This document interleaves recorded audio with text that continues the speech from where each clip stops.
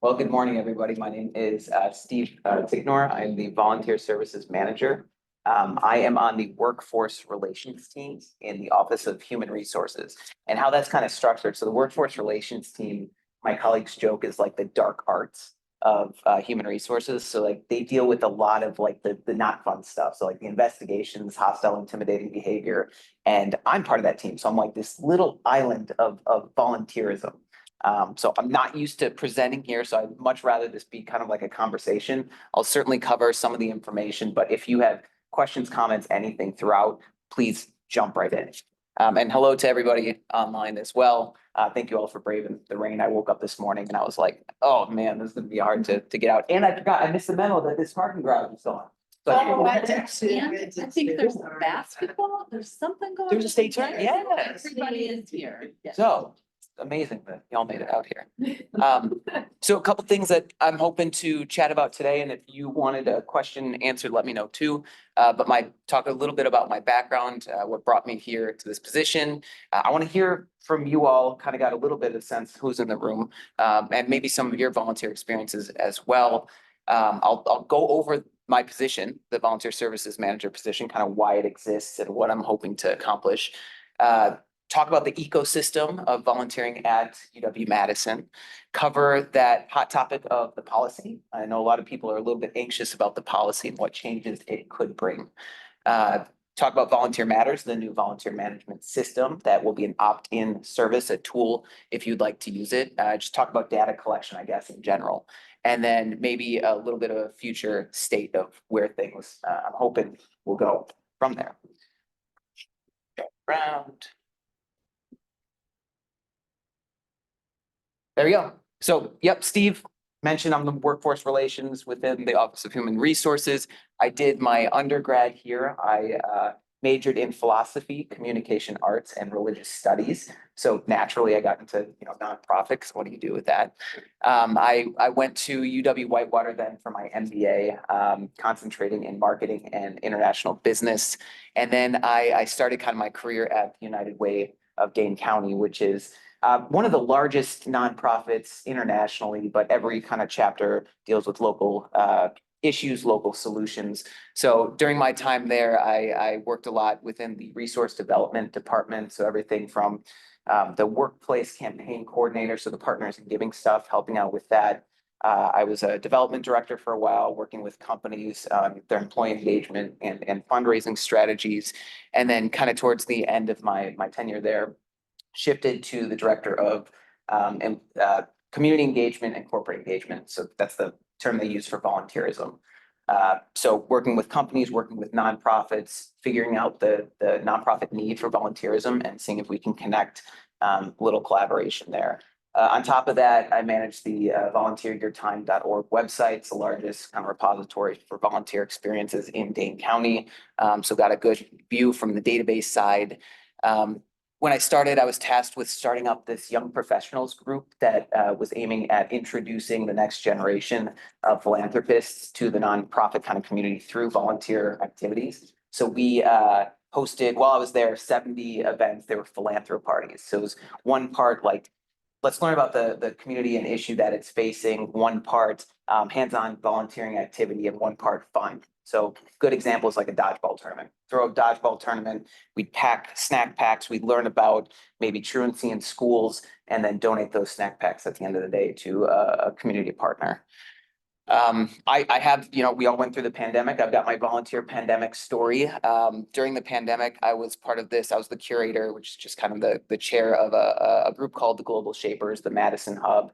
It's an offshoot of the World Economic Forum. So there are hubs all over the world trying to kind of mobilize, the 20 to 30 range to civic engagement. So during the pandemic, gathered the other young professionals groups. There's a lot of young professionals groups in Madison to see what kind of collective impact we could have here. So we partnered with the League of Women Voters for voter registration and turnout. We made a lot of thousands of no-sew masks during the PPE shortage, and then had a lot of conversations around racial justice during the time of George Floyd. I currently sit on two boards, Underdog Pet Rescue, where we move a lot of animals from the south, which has a longer breeding season, trying to get them permanent homes here. And then Millennium Soccer, which is making soccer available to all kids in Madison. So working with lower income neighborhoods. And I also coach there too. Really excited for work. We're in a tournament this May, the Madison area youth soccer. So none of these kids have played formal soccer. I'm pumped about that. And then I'm also a big brothers, big sisters. I'm a big. So all that to be said, volunteering is not just like a job for me. It's something that I try to eat, sleep, breathe, live. And I'm trying to bring that passion into my current role here at the university. So I want to hear a little bit from you all, whether it's your volunteer program, sounds like a lot of you interact with volunteers, or just a volunteer experience that was really impactful, or maybe one that was bad that you're like, it could have been a little bit different. So a couple people want to shout out, contribute, let me know. I'll go. At the Arboretum, I run a team leader training program, and we have team leaders who lead the ecological restoration. So they go through this extensive training, 40 to 60 hours, and then they in turn, we have about a dozen to 20 of them, and they in turn lead the 650 volunteers we have throughout the year. So we have, with Judy's stellar help, we're managing a lot of volunteers who are doing basically. Our team leaders are like almost like adjunct staff. Yeah. And so they have to do continual trainings every year. They get Red Cross certified every 2 years. They have, when I say continual training, it's the one about mandatory reporting, and then also they have to have on the vehicle authorization. And there's a lot. What I'm seeing is there's what's making it painful is more and more and more bureaucratic. I would call it, bureaucratic necessities that it's making harder for them to do their jobs. Okay. Because they're already volunteering a lot of time and energy, and then I'm asking them to do other trainings and fill out other paperwork, and I'm like on them all the time about it. I feel like a professional nudge. Thanks for sharing. And please let me know what, some of those issues that you're confronting that make you nervous for a centralized volunteer manager position. So, thank you. Yeah. So I'll share, so in high school, all through college, and then up until I moved to Wisconsin, I was a high angle rescue team. It was a volunteer operation through El Paso County in Colorado, and then again in Wyoming. I also started a college career as a volunteer at a small museum in Casper, Wyoming. And so I spent 3 years there as a volunteer, and then I got a paid position, and then I was helping run the volunteer program. Oh, wow. And then we just translated that into what we're doing at the Geology Museum. And so the painful things is there has not for me been any formal system. So I'm really curious to see what kind of trouble I've avoided because I didn't know I was supposed to be doing stuff. But it's mainly tracking. We keep track of hours because we can use that for grants, et cetera. But then the only thing I've ever done through UW, so I will find out what I've done now, is that I work with the lawyers, and there's a set phrase that when volunteers come in, they get notification that they are an official volunteer and their legal rights. Yep. I'm the only one that knows that though, because I keep all that information, like it automatically emails them and I keep a copy of it, but I don't, it's supposed to go somewhere. No one's ever told me. Yeah. So I'm really sure that I've been doing a lot of things wrong. So I'm curious to see how that's going to impact how we run the program. Thanks for sharing. I have a comment from the chat. Okay. Sarah says, hosting off-campus guests fully by making their visit to campus smooth, parking, refreshments, technology, etc. for non-WISC.edu email holders. And that requires an incredible amount of knowledge on behalf of those who are hosting. Yeah. Okay. Awesome. What else care to share? So I mentioned extension, we have tens of thousands of volunteers between 4-H, which has its own system, 4-H online, Master gardener volunteers that we train, master naturalists, just all of them. And I would say the biggest challenge we regularly face is how to track them, a centralized system or not, and logins. Whether it's to access Canvas training or to access reporting systems or whatever, and the support mechanisms for, getting them that ID, helping them remember their logins, resetting their logins, all of that. Of course, from an IT perspective, that's where I touch it. So, And have these programs asked that you use the net IDs, or is that just convenient because, well, Canvas? for instance, for our trainings we're doing in Canvas, for Master Gardener, for instance. And so that goes through the Division of Continuing Studies CSIS L3 system that they originally set up. We're now involved in that program. And so that's a process to get non-matriculated students into having that IDs. It's not as polished as what the campus supports for on-campus students. Let's just say that. Yeah, tough job. Yeah, we've run in to that too, because a lot of our team leaders are community members. Yeah, and so. Maybe volunteer matters, which I'll talk about. Maybe that's a solution, maybe it's not. We'll explore that. Anyone else want to share, jump in oh, yeah. But just personal volunteer experiences, the negative side is as an undergraduate approaching an organization saying, I'm interested in volunteering, can I help? And people, yes, you can. Setting up a time and place to show up and get in there. Whoever I had talked to wasn't present, and the people who were there like, who are you and what is going on? And just complete lack of preparedness. That's something I've carried with me into my career, so I want, whenever a volunteer shows up for the Arboretum, I want them to show up and be greeted and welcomed and oriented and trained to do whatever it is they're there to do, so that they feel like they're part of an effective team. And then painful professionally, as Steve, as you know, because I've shared comments with you, I have a lot of concerns about the draft policy. And one piece in particular is just the amount of data gathered, because something that many of our green volunteers have shared is a barrier for them is, as Mary mentioned, being required to report certain information and being required to sign certain forms or check off certain boxes for continuing volunteers who just contribute on an ongoing basis for several years, being asked to fill out the same form. Like, I filled this out a year ago, why do you need this once again? Why do you need this once again? And asking personal information of people such as date of birth, like that's a big point of concern for me. Why is that necessary for most volunteers? I'm not convinced of its necessity.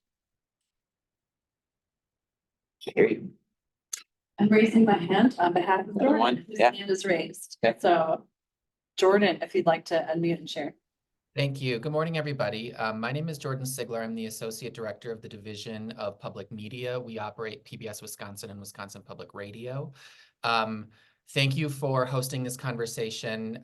Steve, I've heard your name around a little bit, so I'm happy to meet you and look forward to continuing this conversation and, to the best of our ability, co-creating this policy to meet our range of needs across the institution.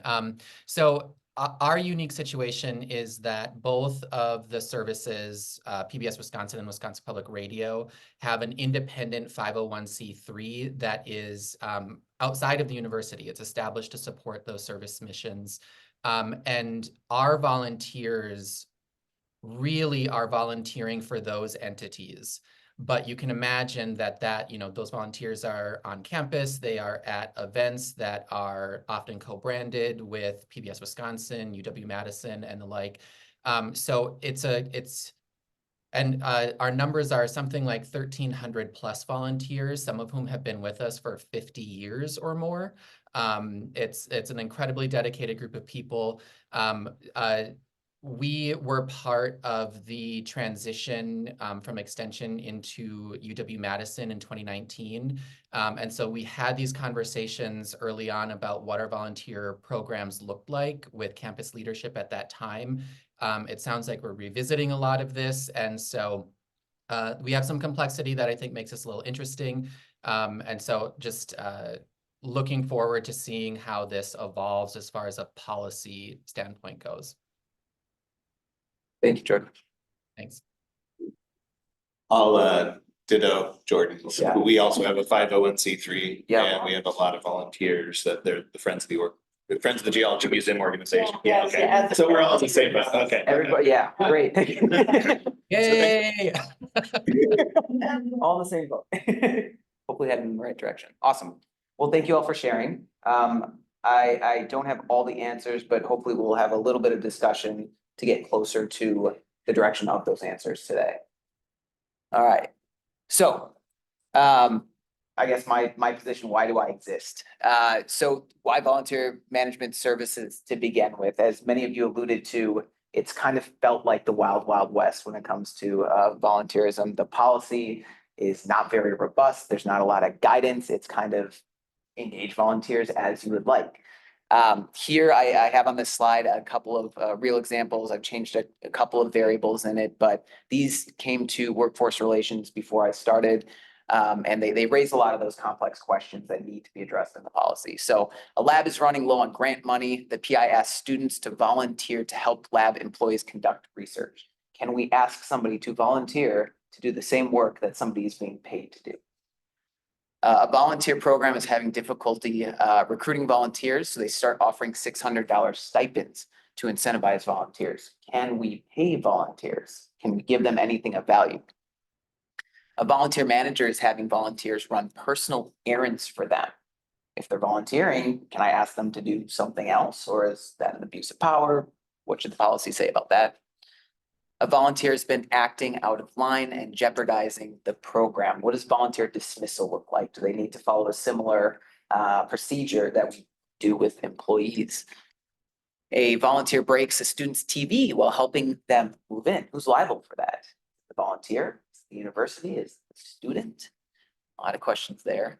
A university employee is injured while volunteering for another department's event. Are they volunteering in paid status? Can they claim work or not? So those are a lot of the big questions that gave rise to, we need somebody to kind of take the reins and try to lead us in a direction to provide some of these answers to. So on top of that, answering some of those complex situations, I was tasked with three kind of main goals. First one is there's no directory of volunteer programs that I know exist. If you know, please let me know. So figuring out what exactly that ecosystem looks like, who's doing what, when, where, why, and how. There's this Volunteer Matters, a volunteer management system that was procured by the universities of Wisconsin. And what does that look like rolling that out at UW-Madison? Do we need to roll it out? Do we need to participate or not? That was another big question and task given to me. And then a big one, a lot of questions I've heard already this morning. What does a comprehensive volunteer policy look like? To what extent does it kind of create more bureaucracy, like I heard here, versus making it easier and more understandable and to engage volunteers? So those are the three things that I've been working on and will continue to work on. So figuring out what this ecosystem looked like. So I issued a survey to HR leads at schools, colleges, and divisions. That was my primary way of getting information on what exists. I also work closely with the Office of Youth Protection. You know, they keep great data on programs that engage youth and who is utilizing volunteers in that. And then your classic kind of word of mouth. Just if you know of something, let me know, give me their contact information.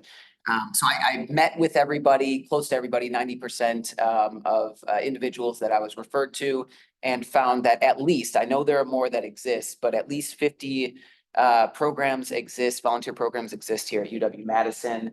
And at least the reported volunteers, when I met with these programs, around 12,000, but it can fluctuate anywhere between 10 to 15 plus thousand. You know, we are still getting back from the pandemic, so I anticipate that number to increase as time goes on, as volunteer programs kind of start ramping up again and functioning like they did pre-pandemic.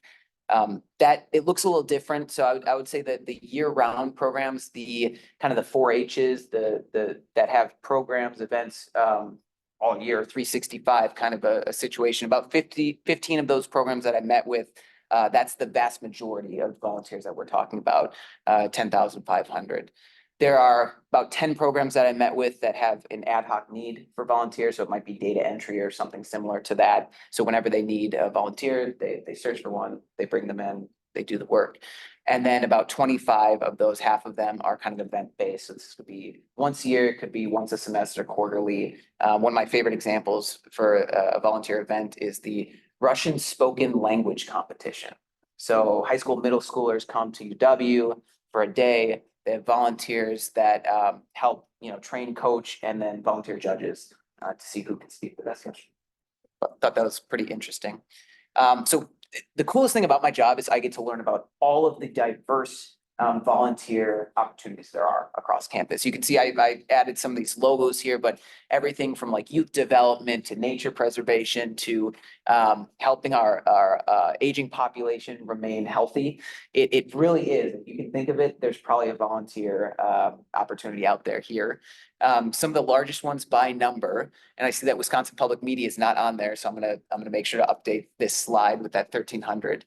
But 4-H Extension has probably 80-90% of all volunteers are housed within the extension, but several other larger volunteer programs that exist, upper hundreds. There are some that engage 20 to 50, and then a couple that engage about 12, a dozen or so volunteers. So it really does, the spectrum that we're talking about is everything when it comes to volunteering at the UW, and everybody's doing a great job. I just want to say that, yes. And for volunteer 4-H, is that primarily youth then? The volunteers are actually often the parents. Okay. Yes. More comments from the chat. I love the From- comments. From Sarah. Okay. Sarah says, I wonder how public engagement programs and other public higher ed institutions can inform this thinking. Volunteerism and community engagement are intricately intertwined, and how we do in service to public is important to UW reputation. Yeah. This role in the workforce relations dark arts, because it's currently being framed around compliance, this will limit thinking about how to amplify our service mission. And then Jordan has his hand raised as well. It's really interesting. Yeah, it is interesting. Yes, Yes. Jordan. Steve, you just mentioned that you'll add public media, and I think generally yes, but the question of, are we considering volunteers of affiliated 501c3s within this policy and the scope of that? I like that needs to be really deeply discussed, and I think that it will really determine a lot of some of the direction and shape the conversation. Yep, absolutely. And I've got a slide on that, so we'll talk a little bit about it, but it is a very complex issue that's currently sitting within the Office of Legal Affairs for their guidance. So thanks for bringing that up. Okay. So on top of just figuring out what the ecosystem is, we've heard, in those meetings, I heard a lot of the desire for a community of practice, a space to come together, share best practices, share some of those issues that are coming up with volunteers and how they look in different volunteer programs. So we do have a community of practice that is up and running. Judy is part of our leadership team that helps to organize those. We invite everybody on the list that I'm aware of. I'm always looking for more people to invite to this, open to anybody really that's interested in volunteerism and talking about how to correctly manage, volunteers. We meet on a quarterly basis. Our next meeting is trying to at least start the conversation around diversity when it comes to volunteering. That's on April 11th. Please let me know if you want the invite to that. Couple other topics that we've covered so far. So we had our kickoff meeting in November of 2023. Extension presented on behavior expectations. And then in January, we met And Judy gave a great presentation about volunteer recognition, and a complicated topic of stipends came up in that one as well that needs to be addressed in the policy. But you know, this is not me leading the charge on the community of practice. I want that to be like, we want the voices of all these volunteer programs to be amplified. We want to know what it is that is going well, what it is that our community is struggling with, so that we can come together and come up with those solutions. I don't have the solutions, maybe together we can come up with those solutions and make it reflected in the volunteer policy and the procedures when it comes to data collection. So this is kind of a big sounding board. Take everything that I hear there and try to have it impact the work that I'm doing kind of offline. I do share updates when I can about the policy and the volunteer management system. So if that's something that you're interested in, first 5-10 minutes, I'll cover what I've been up to, I guess. And I want to ask this group or anybody online too, do you have any topic ideas that you would like to see this community of practice kind of wrestle with? Echoing what Sarah said, just having rich conversation around the approach and the intersection of public engagement, public service, UW's reputation, compliance, and how those things interact and intersect with how we do our work. I think that would be really interesting. It's very interesting, something that we haven't really engaged with. It has been compliance related. Yeah. And I would say, Steve, we meet virtually because folks from extension across the state are participating, so we want to make it accessible. City. I would say risk management is one of our biggest barriers. Especially, as you say, being throughout the state, a lot of the policies here are written campus-based. Yep. And we ran into this, of course, with the youth protection stuff, but also things like just the driver authorization type stuff, right? So the parents who are 4-H volunteers driving a group of kids to an event, what are the risks? What are the requirements there? And when you're up in Iron County, just off of Lake Superior, trying to get down here to get a fleet vehicle, it isn't going to work. Yeah. Stuff like that. Well, I think it's very comparable to that. It's youth protection policy, the overlap with that in the volunteer programs. We have a number of high school students who want to volunteer. And oftentimes we have to deny them Yeah, we do too. because we have to have then multiple adults and all the things. And we're a museum who hosts 60,000 people a year. Yeah. And over half of those are students under the age of 18. So it's kind of the youth policy overlap is kind of a big deal. Yeah, okay. And I think from just what we had all kind of talked about, the 501c3 kind of relationships, MOUs, chartering, all of that, when you find out more from what legal decides, might be really interesting. Yes. Yeah. Whew, daunting. Okay. Welcome. Moving on. So let's turn our attention to, I guess, the volunteer policy, and a lot of these questions you've already kind of asked and have been asked of OHR or another entity to provide an answer to. So what is the definition of a volunteer? We use volunteer colloquially, and it's not, when it comes to this in the policy, this is a formal relationship between university and individual. What does that mean? What are the laws that dictate what volunteers can do, what they can't do, how old they might have to be? So that needs to be answered, the legal definition of a volunteer in the policy. I mentioned what type of work volunteers are allowed to do, because risk management, there's liability. If we're going to claim an individual as a volunteer, we are also claiming the liability if something goes wrong. Just covered it. Okay. CBC, there's a CBC policy that exists that is pretty robust. What's CBC? Criminal background check. Sorry. Okay. Yeah. So if we are bringing in a volunteer with access to vulnerable populations, minors for the most part, or positions of trust, so handling cash or anything similar, that invokes the CBC policy, and who needs one. Compliance, there are a lot of those compliance trainings, the mandatory reporter training, the sexual harassment, some of those things, the Clery Act. Who needs to take those? Does everybody need to take them? Not necessarily. I know Extension has the policy that all volunteers do need to take them. They just want to cover the bases. But what should the official UW policy say about that and maintaining compliance with our volunteers? Hour limits for volunteers. I mean, this kind of gets at that. Can you have somebody volunteer to do similar work that somebody's paid to do? What if they do it for 5 hours? Is that okay? What if they're starting to near 30 hours? Where should the cutoff be? Is there a cutoff? And then can volunteers be paid? So these are kind of the big buckets that I'm trying to address in the volunteer policy.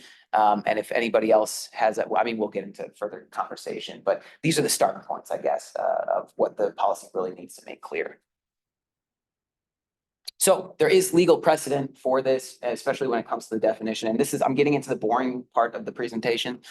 So the Fair Labor Standards Act gives a formal definition of what a volunteer is. I'm going to read this very clunky, dense language out here, but a volunteer is an individual who performs hours of service for a public agency for civic, charitable, or humanitarian reasons without promise, expectation, or receipt of compensation for services rendered.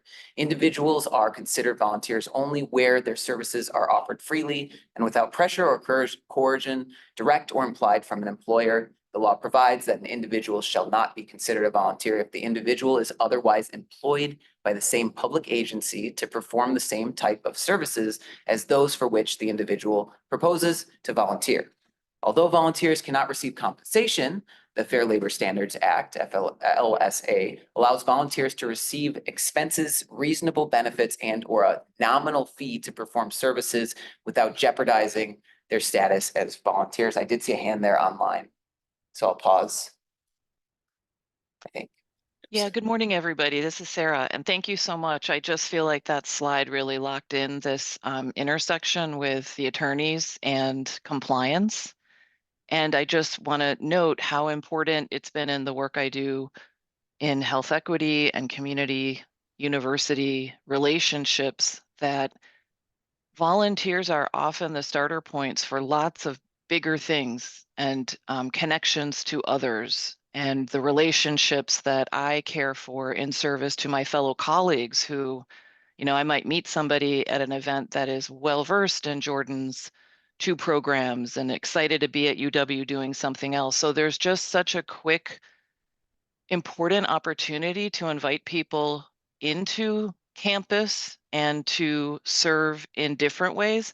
And they're also often the beginning of conversations about future educational endeavors for those who maybe didn't come from or through UW, who are on campus for the first time and sort of a little wide-eyed about, what this place is. So the fact that some of this conversation, as soon as you said where you were located in campus, I knew immediately why you were there. That's not by chance.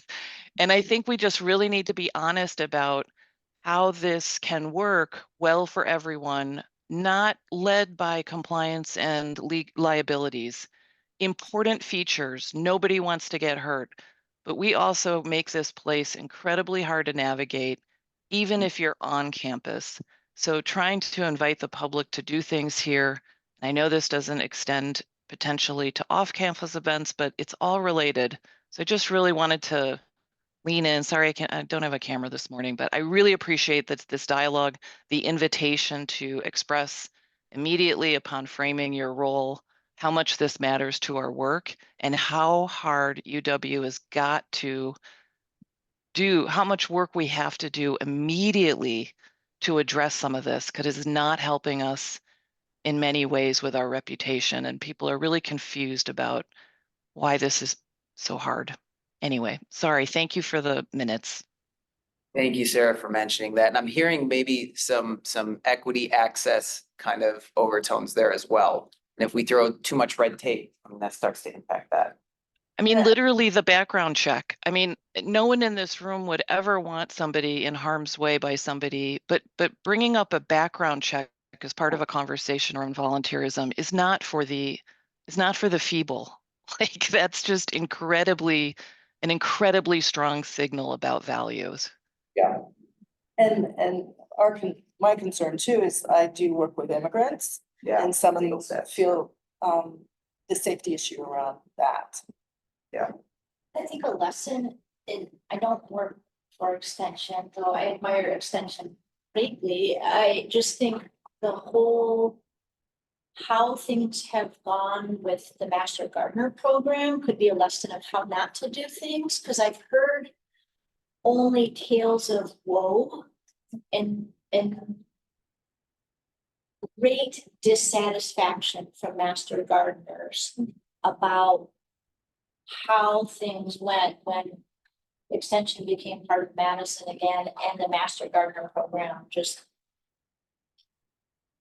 was decimated, is my understanding from talking to people who were Master Gardeners. And I think that damaged the reputation of UW-Madison significantly, which doesn't need any more damage across the state. And are you referring to when master gardeners, they were no longer seen as volunteers? No longer seen as volunteers, being told, don't start any new projects, being sent emails, like you have to, you know, give us personal information so you can undergo background checks. And I had master gardeners who are at the arboretum emailing me like, what is this? This looks like some sort of horrible phishing scheme. And I'm like, actually, that's really, you're supposed to do this. You know, it just sounds like it was rolled out.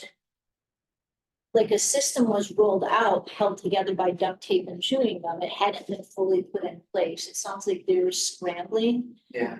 And I heard from many master gardeners personally, like they were really angry with UW-Madison about this. And people who work for Extension could probably maybe not talk during our recorded channel here, but to talk about like, here's 10 things that went horribly awry and should not be repeated if you don't want to have even more screw ups.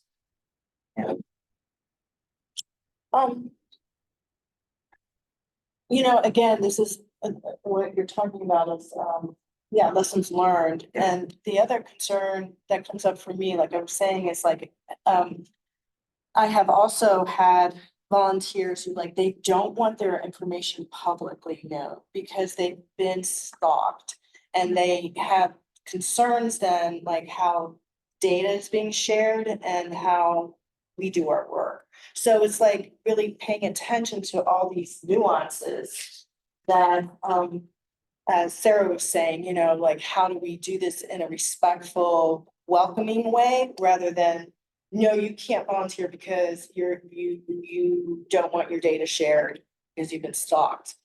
You know, so how do we frame things in a more welcoming way, like Sarah was saying? Sarah did volunteer to support you in this daunting task. Thank you, Sarah. Take you up on that. Something I'm realizing that a stakeholder that's not at the table right now, but just DEI, you know, people working within DEI, because they can help to frame a lot of these issues we're talking about with access, with, you know, information, privacy and that kind of a thing. So thank you. I'm gonna continue on here. I know it's a lot of emotion here and I want to just acknowledge that. So if we could distill that big dense block of text into, you know, the 1, 2, 3s of what a volunteer is as seen by the law. The service must be for that public agency, civic, charitable, humanitarian. The university falls within that realm. So we're all good. For-profits cannot utilize volunteers. This part-time basis kind of thing came out of it. So you cannot use a volunteer at full-time, you know, resembling a paid position. The services have to be given freely, not coerced. There have been instances in which employees have been taken advantage of and said, oh, you can just volunteer to do the extra work. I'm not going to pay you overtime. So that's why that's included. No expectation or receipt of compensation. So volunteers cannot expect to get something in return. That's a hot topic when it comes to stipends, right? A very fine balancing act that we need to conduct. Public employees, this is an important one, and I know it's going to impact 4-H. It's another one that legal affairs needs to weigh in on. Public employees cannot volunteer to do work they are employed to do. The university is a very large employer. So the latest I've gotten from legal affairs is that it doesn't matter what school, college division you are in. The university is the employer. So if you're an accountant here, you Oh. can't volunteer to do accountant work over here. Oh. So. But But they that's can not, walk that's in- not in stone though. Okay, but they could do anything else, just not. Just their not what paid. they're employed and paid to do, correct? The positions cannot displace employees. You can't get rid of a position and then just fill it with volunteers. And then the services should be typical of what volunteer work. It's gotta be common sense when it comes to stuff that they do. Yes. So when you say, you can't get rid of an employee and fill Yeah. it with a volunteer, Yeah. what if your funding is completely cut and you can no longer fill that position? That's That's not a getting rid of, it's I no longer can. I don't have an answer to that. That's a very good point. Another one of those complexities.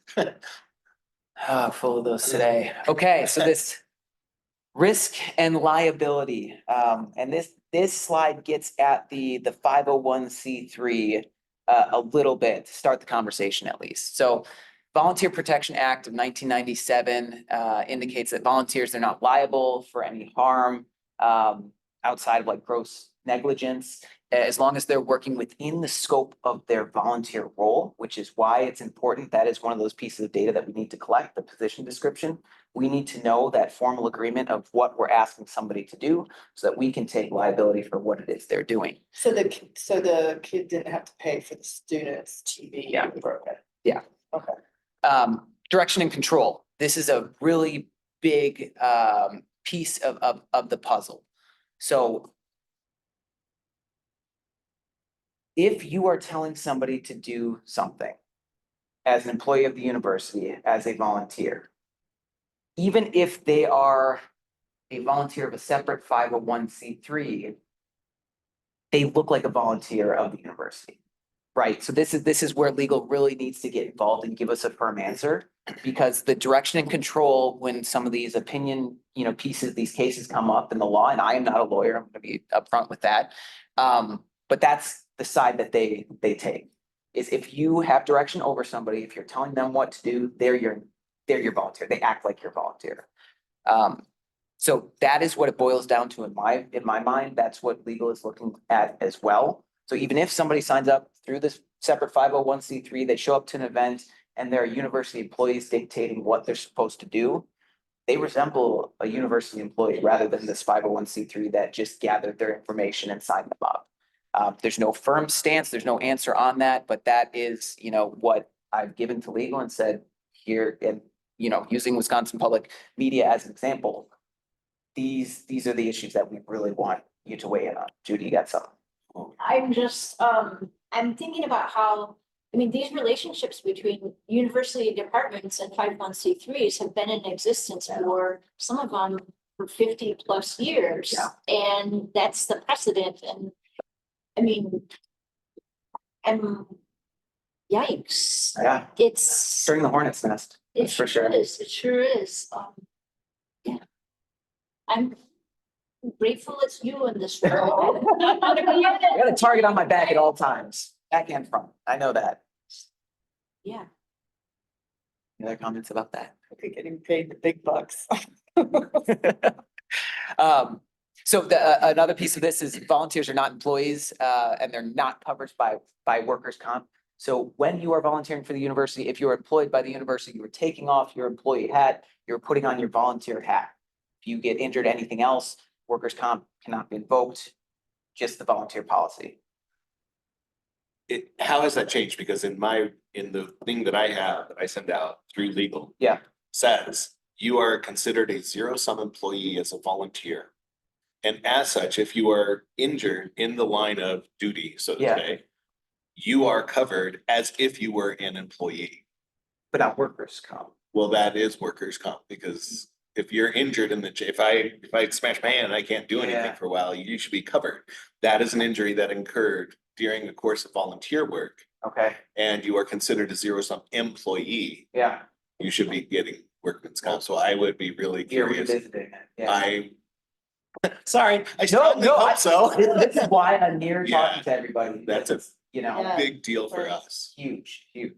I don't want to ask people to be doing things with 20-ton jackets and moving things around if Yeah, we do all the things Yeah. safe, but but you yeah. want that. Yeah. Absolutely. Okay. Sorry. I'm glad, no, I'm glad we're having this And, conversation. and this is why the CPO network invited you, because that you know, I know you did your due diligence in connecting with people, but there's a lot of these other other programs that might not have. Right, from. right. And that's why we're taking time with it and we're not rushing this as well. Yeah. And it's, Good. everybody has to weigh in on this, right? This is supposed to be a group effort, all stakeholders having their voices heard at least. Can't make everybody happy, but at least everybody's put it on the table and the proper entities that we have weighed in. So I'm glad you brought that up. So it just positions of trust and access to vulnerable populations. That's another, when we're bringing a volunteer into space, there's a lot of risk and liability involved with that. Okay, so Sarah. Thank you so much, Steve, and bless your spirit and energy. You're doing great, and we all really appreciate this opportunity to extend connection. I just want to circle back to something you said earlier about the missing voice in the room and DEI, and I don't want to minimize the importance of that. This is a really great illustration and opportunity, I think, for the DEI values that the campus has endorsed as important to be a part of the conversation from every participant.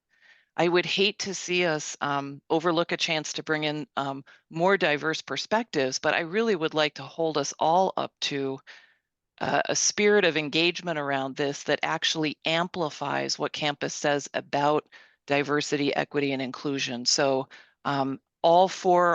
anyone who would like to be in is important to the discussion that's missing in terms of voice, but I just wanted to catch that exchange because I think often in practice, this can look like somebody representing an entire viewpoint for a conversation rather than the entire conversation, including a viewpoint and values. So thank you. Thank you for mentioning that too. Maybe we'll have to include that, Judy, at our next COP for the volunteer managers, that everything should be seen through that lens, not just a voice at the table. So I was alluding to this, but the volunteer policy, the routing is extensive. So we are at the very beginnings of this process. I did draft a policy that aimed at addressing some of the questions that we've reviewed over the last couple of slides, but starting with volunteer managers that I was able to meet with, the subject matter experts there, they gave a lot, hundreds of comments, great insight from real world experience that they had.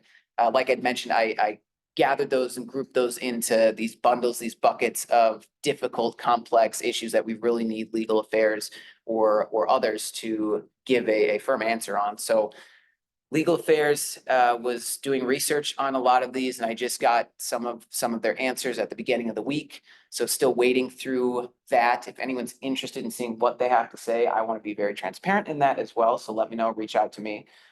More than happy to share their advice on it. After that, though, taking it within the draft policy within workforce relations and other colleagues in the Office of Human Resources.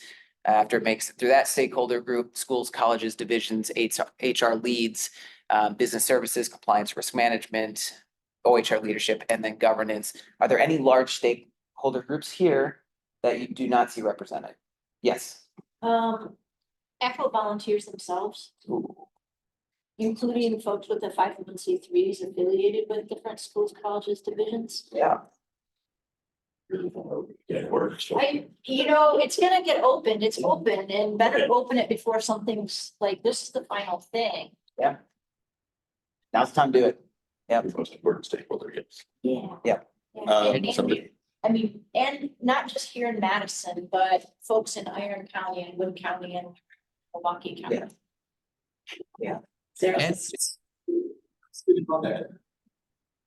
I don't know who wants to go first here. Let's go online first. Online, yeah. I was going to say, so in addition to the volunteers of the 501c3s, the 501c3s, because if we arrive at a point where we're saying that we're trying to mitigate and cover potential risk, if that responsibility shifts to the 501c3s and our governance and coverage whatever that might be, how are we preparing the 501c3s for that transition if we arrive at that point? Yep. So, youth protection in terms of Oh, yeah. older. Yeah. Is that, we all deal with it, but we aren't I mean, I'm not the expert. Yeah. Uh, Kim Nawan, Director of Youth Protection, was part of the first group, but I certainly. Oh, I'm sorry. Okay, Yeah, in later, probably business services, that group as Okay. well, but I'm going to add volunteers and then the 501c3s that are. And Great. what about Lisa was asking, what about students volunteers? Because we get a lot of student volunteers. I think 90% of ours are. our RSOs, like that is one of the big bucket questions that legal affairs is weighing in on, because I don't know how to even get in that conversation. What's ours? Oh, okay. I mean, especially when you have advisors, and it gets back to the employee versus the volunteer role. When are they, what, if something happens like that, this volunteer or employee should be dismissed, what track do they, how can they be reprimanded? Yeah. Okay, so on the right, these from the first round of feedback, these are a lot of those questions just repeated, hearing from volunteer managers, the positions versus paid positions, the type of volunteer work that university employees can do, the friends of nonprofits, big one today, especially, and then the stipends that are allowed, keeping those top of mind with the reviews. So you can see, we've talked about the ecosystem, the diverse amount of volunteer work being done. We've talked about that COP and then gotten into the legal jargon, what the policy needs to address. All of that kind of coalesces into why we track data, what extent we need to track data, the things that data pieces, the components that we're looking at tracking just to cover some of the compliance and the risk and the liability. So it's the program descriptions, date, place, time. We just need to know what is happening.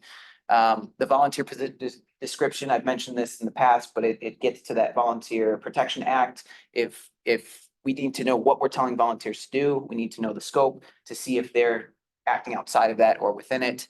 The volunteer agreement letter, I believe you've referenced, which is just acknowledging I'm a volunteer. I understand my relationship with the university and the risk involved. Compliance tracking for the criminal background check policy, things like mandatory reporter training and sexual harassment, the Clery Act, all of that we would like to track in a centralized way. Volunteer contact information, name, email, birth date is up there, and that's I think it is there to see if people are over 18. But outside of that, I don't know. You make a good point. It's a privacy issue. Emergency contacts in case anything goes wrong, and then volunteer hours, just in case some of this volunteer work starts to resemble an employed position or a paid position. So that's kind of the data that we are looking at. I would love to open it up to get feedback on this. Missing too much? I have a question about some of the mandatory reporters and things like that. Is there statistics or actual evidence that shows doing all of that has changed behavior or has changed the amount of children being abused or any of that? Because I see that we keep doing these kinds of trainings, but I don't know if it's really getting to the heart of the problem that we're trying to address. And so one of the things in terms of compliance tracking, instead of it, in some ways, it's especially with youth, it's almost like policing, or we're protecting by policing. But what about the care aspect? Do people have training in how to do first aid, youth first aid? Or, I don't know, and I'm noticing the timbre and the tone of some of these trainings is changing over time, which is nice. I'm glad to see that it is getting more into the care, but there is this element of, you have to prove yourself to be able to volunteer here. Gatekeeping. Yeah, gatekeeping is a good piece language of it. Yeah. Glad that this is one of the bucks that I get to pass to Office of Youth Protection when it comes to that, but I hear you. And And says thanks. Joey said. I love working with Kim. She's fantastic. Okay. Sarah. Yeah, I just want to echo what the person who just spoke right now. I'm sending you e-love through the cloud. I really appreciate so much, Steve, your willingness to hear some of this counterbalance to the liability compliance origin story, because I think we all want safe events. We all want to be staffed appropriately to carry out an experience that's a success.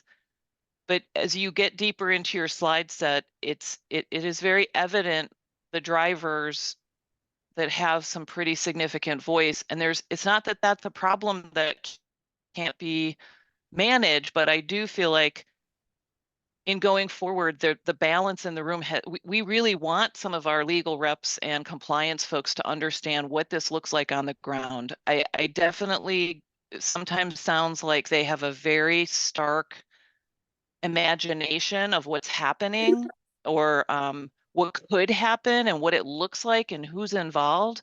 And I'm just not convinced that they have an accurate picture of this work. So I'm delighted you're there to rebut some of those assumptions, but I think some of the framing already is just so top down on like where the routing's gonna go. Like, wow, somebody is really thinking about getting this wrapped up and sealed. And yet you're speaking like we're opening up a new conversation. So it just the language and what you're sharing amplifies a big gap, I think, in the conversations between these different interested parties. I'm hoping to close that gap by having a lot of this conversation. Like, yes, I do represent the Office of Human Resources and Workplace Relations, but I'm coming from the nonprofit world. Like, I have the experiences that you're talking about right now, and that's where my heart is. So I'm trying to bring the two together. I'll do my best. That is shining through. Please hear me loudly. I just want to also say HR representation in this work is so varied in its interest and experience. So depending who gets relied on to inform from an HR office hugely impacts the actual implementation of any services. Some of us enjoy wonderful relationships with familiar colleagues. Other of us are not benefited in that way. So again, just balancing out the conversation of these things are not any one thing. There's a lot of variability, which is awesome, but it makes standardizing incredibly challenging. Yeah. Thank you, Sarah. Sarah, I think that's really wonderful commentary. And it is kind of about the framing and the scope of the conversation. You know, we are coming from a very legal perspective in these slides, and I understand that and I appreciate that and I hold that as necessary. But the framing, for example, could be we are striving to achieve a policy to engage community in the work of this institution. And we want to create pathways for access and engagement that is extraordinary. And like, you know, like where is that? You know, what does done look like? Is done a rock solid policy, or is done new pathways for engaging people in our work? And I think that's the balance that Sarah's speaking to is, what are we after here? You know, this conversation is a formal legal policy to protect the university. Yep. Great. Yes, I agree with that. Where does that leave people that want to get involved in supporting our work? Thank you for sharing that. That's a great comment. It was just, I mean, it kind of relates to all of this is how, you know, this is centered obviously from the university side, right? This is the whole point of you coming here, you're talking to us, but how can we keep in this perspective, like it hasn't really been talked about, why do people volunteer? Yeah. Right? And so they want a safe place to be. They want to be seen. They want to share information. They want to learn information. They want to contribute to something. All of those things that are hugely powerful to people's lives. And then we just completely crush that down into the word volunteer. And we're talking about these people in that. So that in terms of the gatekeeping and access and all of that, we can't, I don't want to dismiss that and sum it all up into one word, because it's a huge thing, and that needs to be, Yeah. if we can address that, like, at Volunteer. like, what is a volunteer? Why are they doing that? And then we put these barriers in the way. Yes, some are important to protect university for, there are reasons. I get the world that exists, but let's not forget the fact that if they can't jump over hurdle, all of this doesn't happen. Yeah. And that's why we are here, is because we are here for those people. Yep. I guess that's it. We're here for those people. Those people aren't here for us. Yep. That's the kind of relationship that we foster. This can get in the way. Policy can get in the way. Judy, did you have something? Oh, no, people covered it really well. Okay, keep trucking along here to the volunteer management system. A little bit lighter topic, hopefully. So the background of this is the universities of Wisconsin saw some of the liability and risk associated with engaging volunteers in these programs. So they procured a volunteer management system. They went through the RFP process and landed on Volunteer Matters. So it is a system-wide volunteer management system. Originally, they mandated that every campus kind of utilize Volunteer Matters, and then they backed that up and said it's kind of it's a tool. Disposal. We are going to start collecting data, but we've already got this in line. Jump in if you want to play in the sandbox. All the other campuses right now are using Volunteer Matters to an extent. I would say maybe 2 of the campuses have hundreds, thousands of volunteer users within Volunteer Matters. Everybody else has maybe a dozen. We have not rolled it out in any which way yet at UW-Madison. I've got 3 pilot programs that are ready to test it out. We are waiting on this automated CBC, criminal background check function. So working with our vendor HireRight to create an API integration so that a volunteer manager from their end of the interface can just say, order one, request it. It goes to HireRight, it comes back. If there's any flags, it just follows the normal process and procedure for criminal background check, the substantial relationship analysis, I guess. Which is just saying, let's take a look at the position description. Let's see if any offenses that came up on the background check would cause a problem. If not, we have no issues. Who pays for that? Right now, it's split between all the campuses. There's an allocation methodology that was used. So we had 42% of the cost at UW-Madison. It's within OHR right now. I don't know if there's a plan to say if you use it, we're going to extend the cost. Because I could see, like, we have hundreds and we're getting criminal background checks on hundreds of people and we're having to pay for it. That could be very expensive. Yes, the background checks do, from my understanding, fall to the schools, colleges, or divisions or the programs. And that is certainly something to consider if we're going to start requiring CBCs for certain types of volunteers, the cost weight that it would have. An advantage of a centralized system, though, if a volunteer has already been vetted through one volunteer opportunity, like Master Gardener wouldn't necessarily have to go through your volunteer Right. CBC process. Question I have related to funding, technical support, and then access, I can completely see a need for technical support for using this being an ongoing thing. Who will be paying for that? If someone calls Volunteer Matters Help Desk, contacts them. Hey, I don't know how to do this, that, or the other thing. Who's going to pay for that? And then access, like say a volunteer is at Centennial Gardens, the Arboretum, and the Geology Museum. How will that person's information be contained? Because my take is I should only be able to see their Arboretum related information. It's not my business what else they're doing at UW-Madison as a volunteer. Yeah, so certain users will have certain rights, and I believe at the program level, you will only have access to your volunteers. Right now, there is only one instance of this software, and it is the system-wide, the shared services instance. So theoretically, anybody with an administrator role can access, UW-Madison's volunteers. Who are the people who, if say the Arboretum opted in, who would be the people who would have that access? Because I know that's a question volunteers will ask me, like, who is seeing this information? It probably requires further conversations, but I would allow y'all to decide which type of user account you would want. I meant within OHR or Oh. at system, who are those people? How are they screened? I mean, I Yeah. know OHR Yeah. there are people who have access to all employee records, but so far that's working.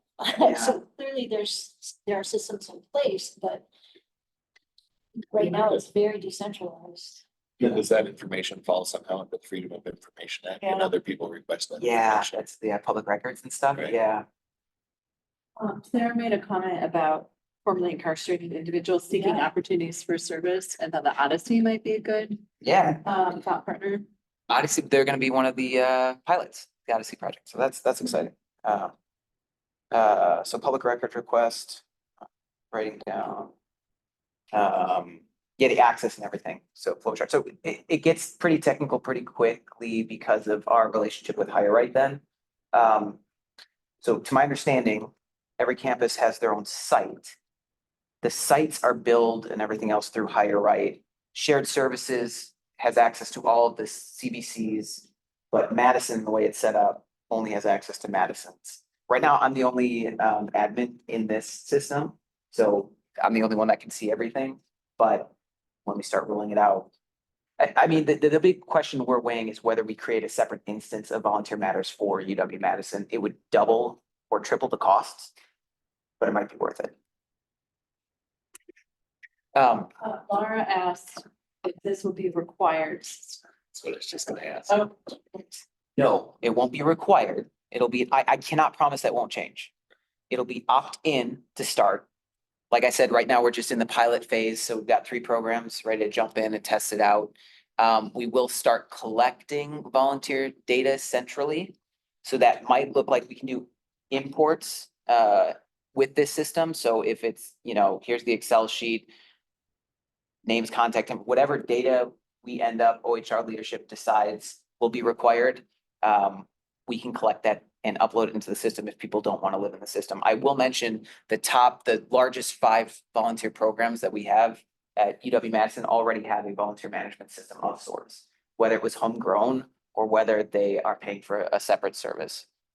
and Laura wanted to mention that our center, the Mortgage Center, is in the process of piloting Give Pulse, Okay. starting with the Badger Volunteers program. And then Sarah asked, what are the 3 programs piloting? So there's horticulture, so master gardenist or naturalist, probably naturalist, the Odyssey project, and then Strong Bodies. So 2 of them with an extension and the Odyssey project. Yeah, it's exciting. So let's see where I was here. So the system it tracks some of those compliance trainings. There's a lot of customization that you can do for your specific program when it comes to trainings. And I don't know if it would probably want to replace something like Canvas, but it at least gives you the ability to track whether it's been done or not. It'll store position descriptions and those volunteer agreements. If I boiled it down to what like legally or OHR would be interested in, position descriptions and volunteer agreements would be the 2 things. It has the ability for scheduling, reporting volunteer hours, and just complex projects. You can create various positions, various time slots, all that kind of stuff. Opt-in tool at UW-Madison for now. One thing about this is there's, in a way, it sounds like there's a lot that's really gonna be useful with this. It's like, that could be interesting. And some of this there seems like it's focused on people who are volunteering on an ongoing basis, and it doesn't really work for episodic one-time volunteers. Like volunteer agreements for someone who comes to a restoration work party at the Arboretum or, Lakeshore Nature Reserve, they're just like, I'm a one-time thing, volunteer. how much, again, it's like how many hurdles does you have to jump over in order to volunteer for 3 hours? Yeah, and we don't want to deter individuals, but at the same time, put my OHR hat on, like, you would want to know who's doing what in case something happens. Sure, It's a and balance. are there other ways of doing that? I mean, Yeah. we found that paper and pen. The sign, right? Sign in. Yeah. Is very effective at gathering name, contact information, emergency contact. So, you know, And maybe just something at the top, and disclaimer. there's a disclaimer that we work with risk management put in place. So there you used to know, be a legal document this long, Yeah. But, you know, we and that was a barrier. so, you know, like. The cost benefit, if it takes somebody 3 hours to fill out. Right. You know, this, then they aren't gonna come volunteer for 3 hours. Right. And like I said, we could do it on the back end, as in take your list, make Yeah, it digital and upload it, so at least we Yes. have a track record. yeah, So I mean, it obviously depends on where you are in terms Yeah. of accessibility. We have basically, it's a Google form, so people can, with QR code, they just shoot it, it enters it all in, and it automatically generates that legal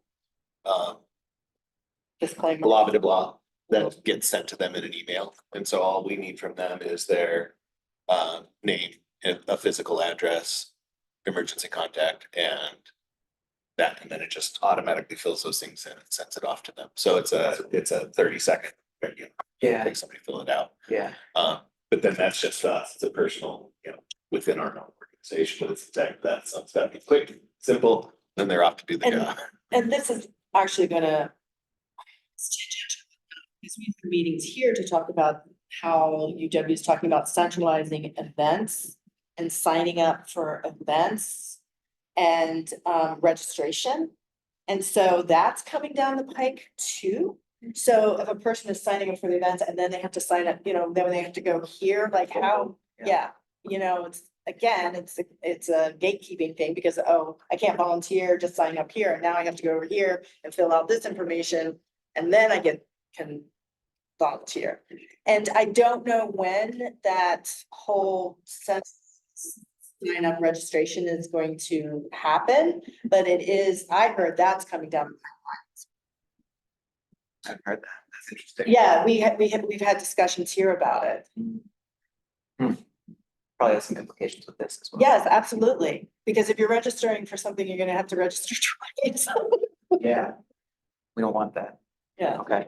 I want to give you a look and feel of Volunteer Matters. So if you went to like the homepage, the landing page, I don't think we'd send any volunteer through this, but you can click into the campus that you'd like to volunteer for. Navigate to a volunteer project that has the description.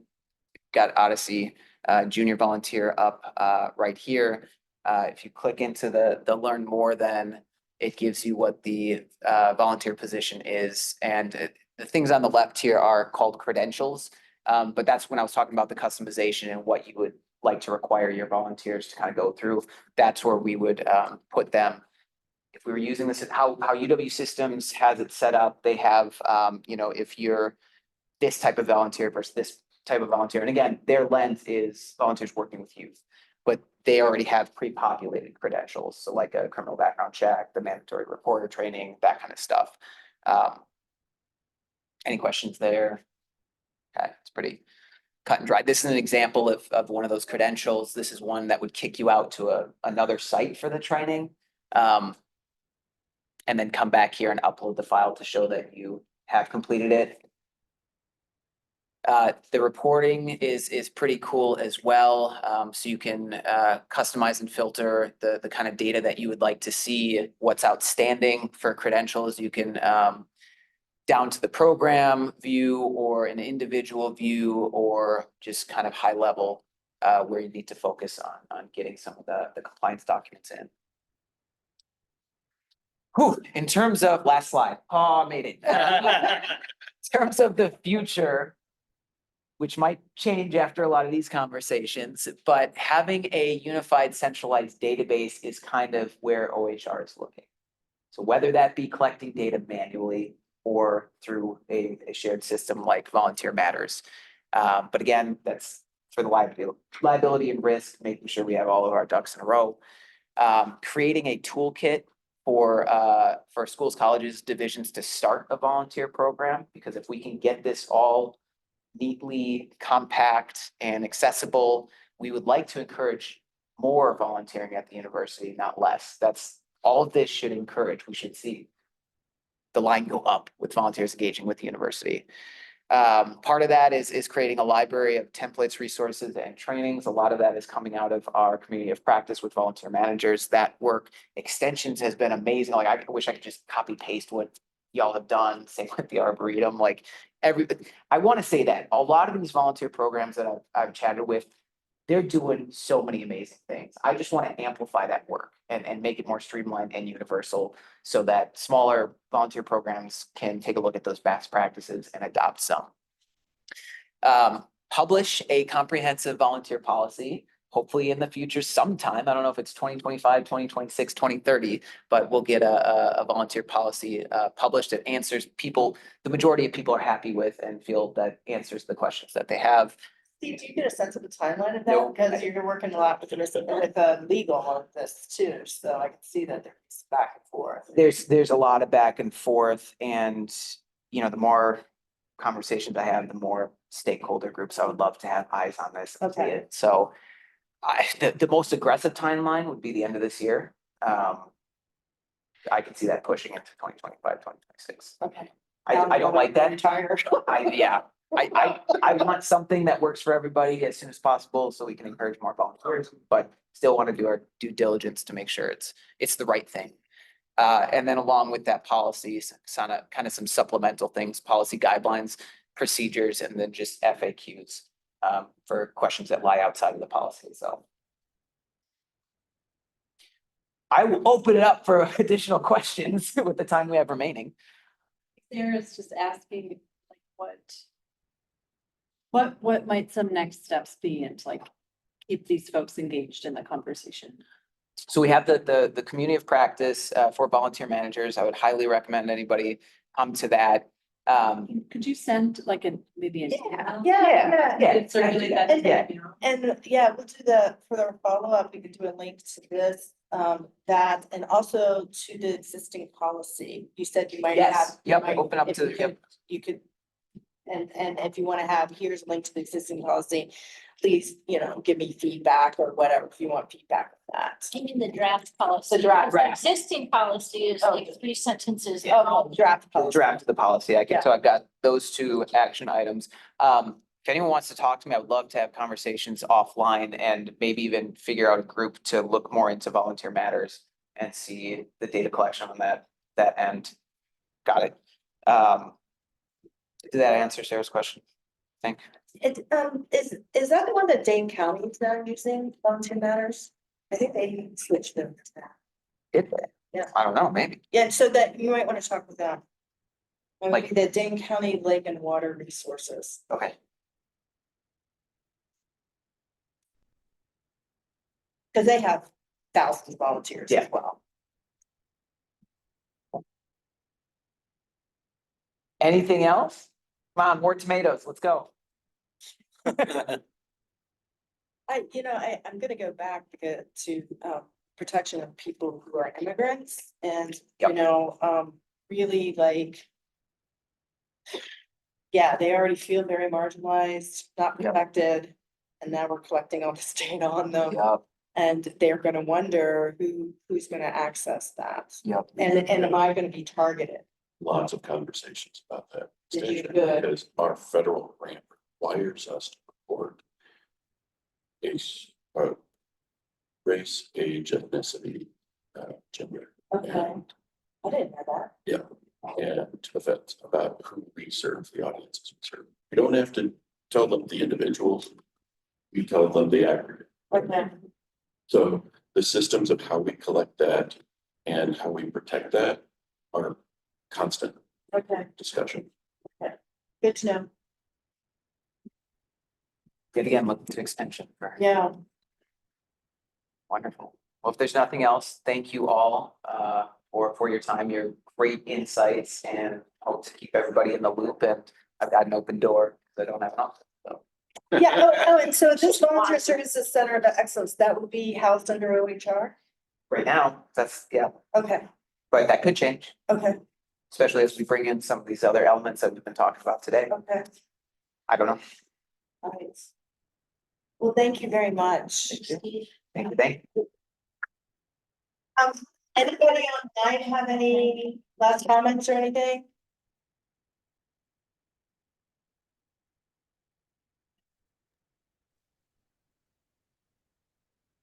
Hey, Steve, we're glad you're there.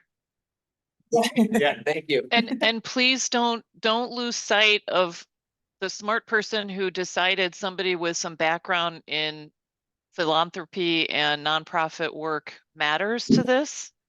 So no intention with tomatoes. Like, we understand you're being asked to lead a very big lift. That's been an ongoing conversation well before you arrived. So this table wants to see this be successful, and we just think there's a ton of ways to help the university refine its position around impact and public engagement that could be inadvertently overlooked in the striving to keep things safe and liability limited. Thank you so much. Thank you, Sarah. Thanks. Oh, yep, stop recording. Thank you.